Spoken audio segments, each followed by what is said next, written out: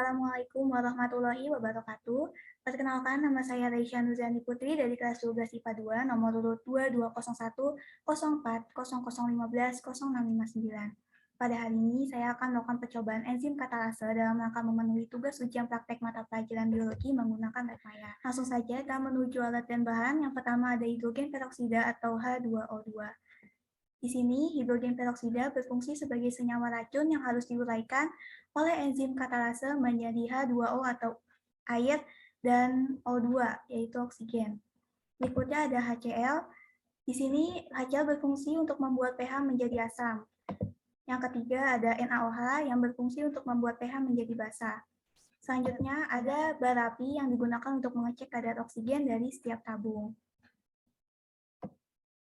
Langsung saja, di sini terdapat 3 tabung, jadi saya akan menambahkan 2 tabung lainnya. Setelah jumlah tabung berjumlah 5, saya akan menambahkan volume hati ayam dari setiap tabung agar menjadi 2 mili.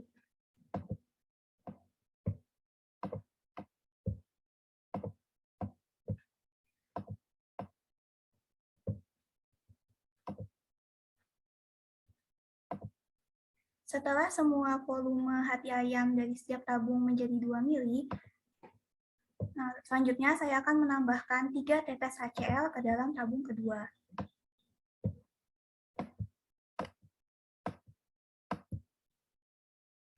Setelah itu, kita tambahkan 3 tetes NaOH ke dalam tabung ketiga.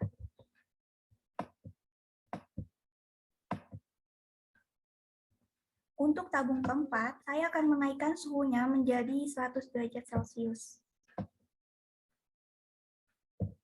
Dan untuk tabung kelima, saya akan menurunkan suhunya di bawah 0 derajat.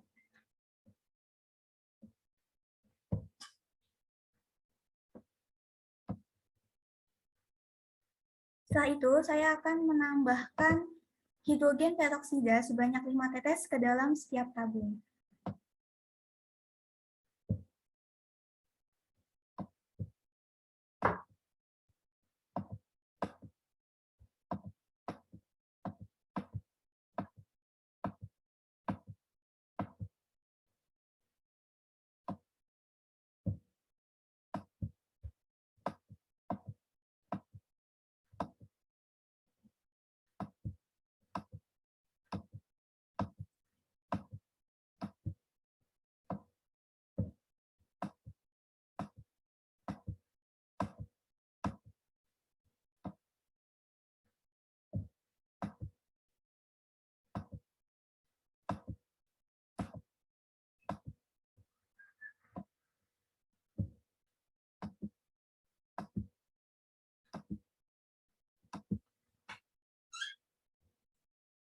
Dapat dilihat bahwa hanya tabung pertama yang memiliki gelembung.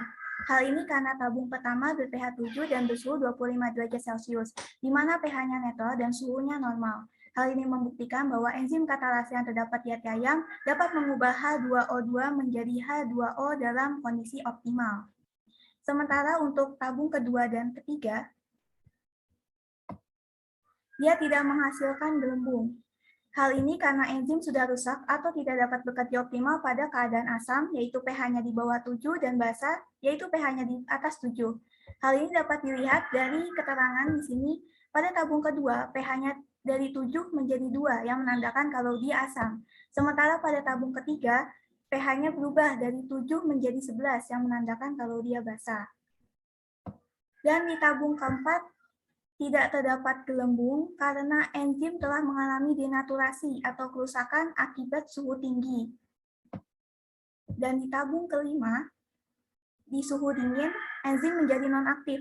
Namun tidak seperti pada di suhu tinggi tadi, enzimnya ini tidak rusak, namun hanya tidak bekerja sementara. Nah, hal ini dapat dibuktikan saat kita merubah suhunya menjadi normal. Gelembung udara akan mulai naik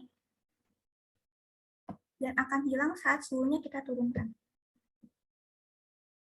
Selanjutnya adalah kita mengecek kadar oksigen dari setiap tabung menggunakan bara api. Di sini dapat terlihat dalam tabung pertama bara apinya menyala terang, pada tabung kedua tidak menyala. Begitu juga pada tabung ketiga, bara apinya tidak menyala. Pada tabung keempat, bara apinya juga tidak menyala. Pada tabung kelima, kita coba lihat.